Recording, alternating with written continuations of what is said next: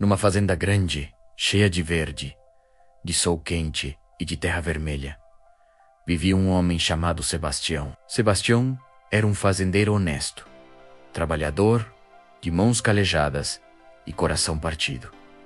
Não porque fosse mau homem, pelo contrário, era porque a vida havia tirado dele a coisa que ele mais amava, sua esposa, Dona Teresa, que se foi cedo demais, levada por uma doença cruel, deixando para trás 5 filhos pequenos e um marido destroçado por dentro. O mais velho, Davi, tinha 14 anos, sério, fechado, com raiva do mundo. Depois vinha Jonas, de 12, esperto demais para a própria idade. A seguir, os gêmeos Bento e Nico, de 9 anos, 2 redemoinhos, em forma de menino. E por último, o caçula, Tião pequeno, de 6 anos, que ainda chamava pela mãe toda noite antes de dormir. Sebastião amava esses filhos, com cada pedaço de si, mas criar 5 meninos, tocar a fazenda, resolver problema de cerca, de gado, de colheita, aquilo estava quebrando o homem. E foi aí que ele tentou as babás. A primeira chegou numa segunda-feira, cheia de esperança. Saiu numa quarta-feira chorando, com a blusa rasgada porque Bento e Nico jogaram melado de cana nela. A segunda durou 4 dias, até Jonas esconder uma lagartixa dentro da sua bolsa. A terceira foi embora sem nem se despedir. A quarta mandou uma carta dizendo que preferia enfrentar leão a voltar anque la fazenda. A quinta, a sexta, a sétima, todas foram. A fazenda tinha virado assunto no armazém da cidade. As mulheres balançavam a cabeça. Os homens riam com pena. Sebastião, meu irmão, disse seu Firmino, dono do armazém, numa tarde de calor pesado, você precisa de alguém muito especial. Não qualquer pessoa. Precisa de alguém que aguente tempestade sem se dobrar. Alguém que ame criança de verdade. Sabe, não por salário. Simples na roupa, uma blusa de algodão, calça de trabalho, cabelo preso sem frescura. Carregava uma sacola de mercado e um sorriso tranquilo no rosto, como quem não tem pressa de nada. Chamava-se Margarida. Boa tarde, ela disse, com uma voz calma que parecia esfriar o ambiente só de soar. O senhor é Firmino? Me disseram que o senhor conhece todo mundo aqui. Conheço sim, minha filha. O que a senhora precisa? Estou procurando trabalho com crianças. De preferência, adoro crianças. Seu Firmino olhou para Sebastião. Sebastião olhou para Margarida. Margarida olhou para os dois com aquele sorriso sereno. E o destino, naquele armazém quente de fim de tarde, começou a tecer seu plano. Mas o que ninguém ali sabia, nem Sebastião, nem Firmino, nem os meninos lá na fazenda, era quem Margarida realmente era. Filha de um fazendeiro ainda maior que Sebastião, ela havia herdado terras, gado, celeiros e dinheiro suficiente para não trabalhar nunca mais na vida. Mas Margarida tinha um vazio diferente. Nunca havia tido filhos, e cada vez que via uma criança, algo dentro dela chamava como uma voz antiga. Ela havia feito uma promessa para si mesma: ia cuidar de crianças que precisassem, não como caridade. Como Miss? Quando ouviu falar da fazenda de Sebastião e dos 5 meninos sem mãe que expulsavam toda a babá, ela sorriu para dentro. Esses são os meus. Ela pensou. Ainda não sabem, mas são. Ele estendeu a mão. Ela apertou firme. Nenhum dos dois sabia ainda o quanto aquele aperto de mão mudaria as 2 vidas para sempre. Na manhã seguinte, Margarida chegou à fazenda com uma mala simples e um coração cheio. Os meninos estavam na varanda, Davi de braços cruzados, olhando torto. Jonas com um sorriso que não prometia nada de bom. Bento e Nico empurrando um ao outro. E o pequeno Tião, escondido atrás da perna do pai, bisbilhotando com um olhão enorme. Bom dia, disse Margarida, com firmeza e alegria ao mesmo tempo. Meu nome é Margarida, vim cuidar de vocês. Mais uma, murmurou Davi, sem nem olhar direito. Já ouvi isso antes, respondeu ela, sem perder o sorriso. Tá tudo bem. Podem me testar à vontade. Só vou avisar uma coisa. Já trabalhei em lugares muito piores que essa fazenda linda. Vai ter que se esforçar bastante para me tirar daqui. Jonas estreitou os olhos. Aquilo era diferente. As outras chegavam tremendo. Essa chegou de peito aberto. O primeiro teste veio ainda no café da manhã. Bento e Nico, combinados como dois generais de guerra, viraram o pote de farinha de mandioca na cabeça de Margarida, enquanto ela virava de costas para pegar o leite. Silêncio absoluto na cozinha. Sebastião fechou os olhos esperando o grito, o choro, a demissão. Margarida ficou parada, com farinha no cabelo, no ombro, na blusa. Depois ela deu uma gargalhada. Uma gargalhada de verdade, do fundo do peito. Dessas que a barriga chacoalha. Minha nossa, ela disse, olhando para os dois. Olha o tamanho desse desastre. Vocês dois são demais. Agora me ajudem a varrer isso aqui, porque a gente ainda tem que fazer o café. Bento e Nico se entreolharam completamente perdidos. Aquilo não estava no roteiro. Jonas observou tudo de longe com um olhar diferente. Davi não disse nada, mas deixou de ter o braço cruzado. Os dias foram passando e Margarida foi conquistando a fazenda metro por metro. Com Bento e Nico, ela inventou um jogo. Quem fizesse a cama mais rápido ganhava o direito de escolher a história da noite. Em uma semana. As camas estavam feitas antes das 6 da manhã. Com Jonas, ela usou esperteza contra esperteza. Quando ele tentou pregar uma peça, ela pregou outra primeiro mais engraçada, mais criativa, e depois sentou com ele e disse: Você é brilhante, Jonas. Brilhante demais para usar isso para coisa pequena. O menino ficou vermelho e não soube o que responder. Com o pequeno Tião, era só presença. Ela sentava do lado, segurava a mãozinha, lia historinhas até ele dormir. Certa noite, ele virou para ela e perguntou baixinho: Você vai embora como as outras? Ela sentiu o coração apertar, mas respondeu sem hesitar: Não. Enquanto vocês precisarem de mim, eu estou aqui. O menino sorriu e fechou os olhos. Naquela noite, Margarida foi até o quintal, olhar o céu estrelado, e chorou baixinho, não de tristeza, mas daquele choro que só sai quando algo dentro de você encontra o lugar certo. Davi era o mais difícil, o mais fechado, a dor mais funda. Ele não gritava, não fazia travessura, só se afastava. Ficava sozinho no pasto, olhando o horizonte com aquela cara séria de menino que cresceu rápido demais. Um dia, Margarida foi até ele, sentou do lado, no capim. Ficou em silêncio um tempo longo. Você não precisa falar nada, ela disse finalmente. Eu só vim fazer companhia. Davi ficou quieto mais um pouco. Depois disse, com a voz engasgada: Você sabe que nenhuma babá ficou aqui? Sei. Por que você ia ficar? Ela virou para ele com um olhar direto, sem enrolação. Porque eu não sou babá de fachada, Davi. Sou mulher de palavra. E palavra dada não tem preço. Ele olhou para ela por um tempo. Depois olhou para o horizonte de novo. Minha mãe também falava isso. Foi a primeira vez que ele mencionou a mãe para alguém desde que ela havia partido. Margarida não disse nada, só pôs a mão no ombro dele, com cuidado, como quem cuida de algo frágil e precioso. E Dabidexo Sebastião via tudo aquilo de longe. Via como ela entrava na cozinha cantarolando e fazia a manhã ficar mais leve. Via como os meninos riam de um jeito que ele não ouvia fazia muito tempo. Via como a fazenda, pouco a pouco, estava voltando a ter alma e via Margarida. Via o jeito que ela tratava cada filho como se fossem seus. O cuidado com que dobrava as roupas deles. A paciência com que ouvia as histórias malucas de Bento e Nico. A ternura com que lia para Tião pequeno. Sebastião tentou não sentir nada. Disse para si mesmo que era respeito, admiração, gratidão.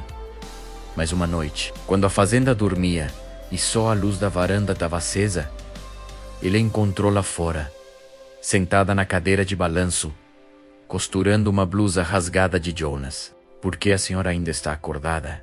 Ele perguntou. Por quê? O senhor também está. Ela respondeu com um sorriso sem tirar os olhos da costura.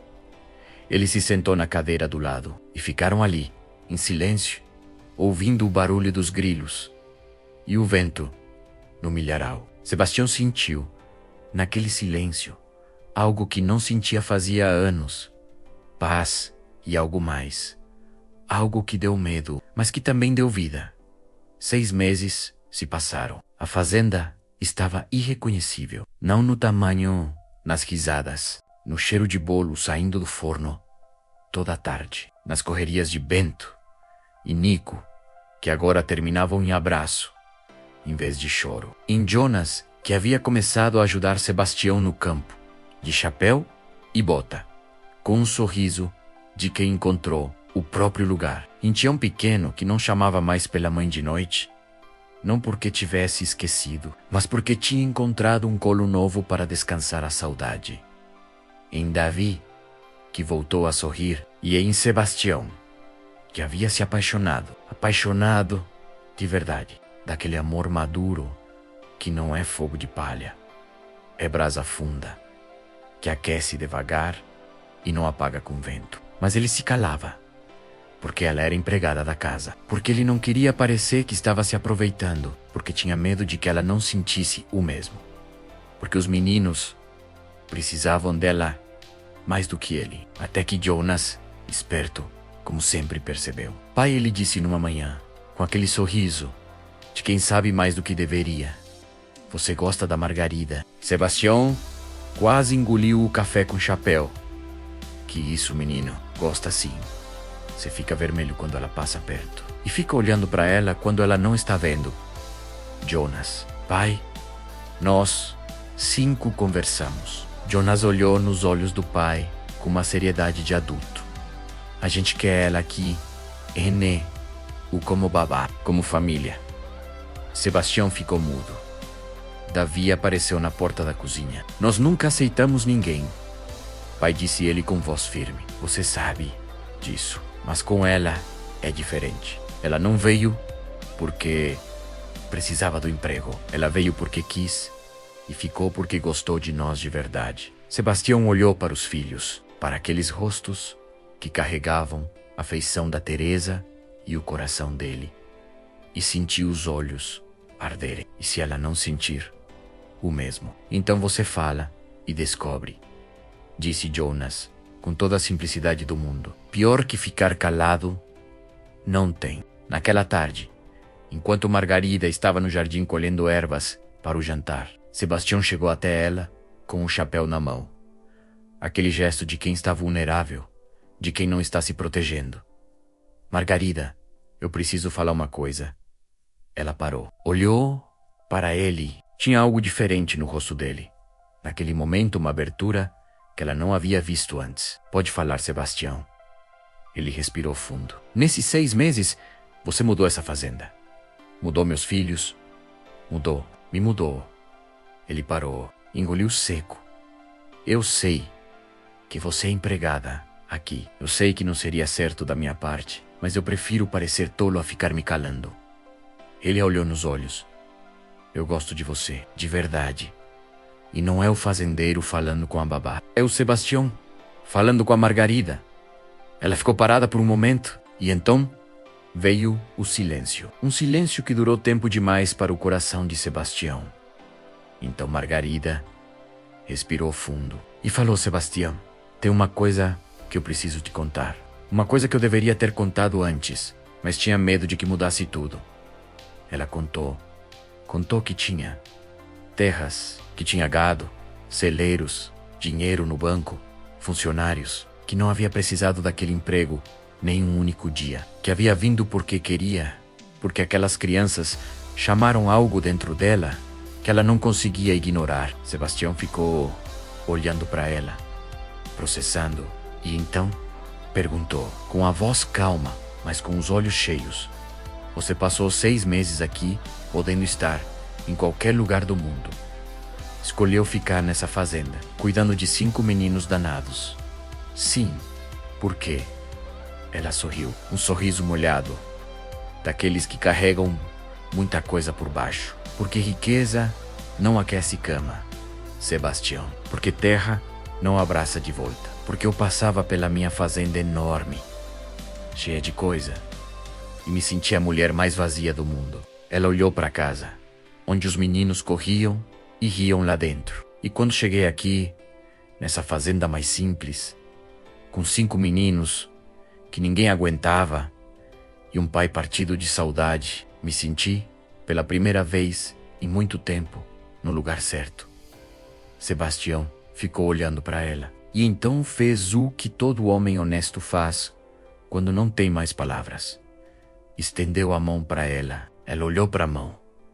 Depois olhou para ele e dessa vez não era perto de contrato, era perto de escolha. Ela pegou a mão e os dois ficaram ali, no jardim, com o sol descendo devagar no horizonte da fazenda, enquanto lá dentro, sem saber direito o que estava acontecendo, os 5 meninos faziam barulho suficiente para encher qualquer silêncio de vida. Semanas depois, numa tarde de domingo com mesa farta e todos juntos, Davi levantou o copo de suco e olhou para Margarida com aquela seriedade mansa que só ele tinha. Eu tenho uma coisa para falar para a senhora. A mesa ficou em silêncio. Quando a senhora chegou aqui, eu não queria ninguém. Não queria babá, não queria visita, não queria nada que tentasse ocupar um espaço que não era de ninguém mais. Ele engoliu seco. Mas a senhora não tentou ocupar nada. A senhora só ficou e foi ficando. E foi sendo. Sua voz tremeu um pouco. A gente não esqueceu nossa mãe. Nunca vamos esquecer. Mas a senhora nos ensinou que o coração não tem limite de amor. Que caber mais gente não significa tirar ninguém. Os olhos de Margarida encheram. Jonas assoou o nariz, fazendo um barulho absurdo que quebrou o choro de todo mundo com uma gargalhada. Bento e Nico pularam nela, ao mesmo tempo, quase derrubando a cadeira. E o pequeno Tião Pequeno, com a boca cheia de bolo, disse a coisa mais simples e mais poderosa da tarde. Eu te amo, Margarida. E ela abraçou todos os 5 de uma vez, apertado, com Sebastião olhando de longe, com os olhos cheios e o coração finalmente em paz. A fazenda nunca mais foi a mesma. Não porque ficou maior ou mais rica, mas porque ganhou o que nenhum dinheiro compra: presença, cuidado, união e fidelidade. Sebastião e Margarida se casaram numa cerimônia simples, debaixo da amendoeira do quintal, com os 5 filhos como padrinhos, todos de gravata torta e sorriso largo. Davi virou o fazendeiro que o pai sempre sonhou. Jonas foi estudar, voltou cheio de ideia e foi o primeiro a modernizar a terra. Bento e Nico, depois de muito caos e muito amor, viraram os melhores cuidadores de gado da região, sempre inseparáveis. E Tião Pequeno cresceu,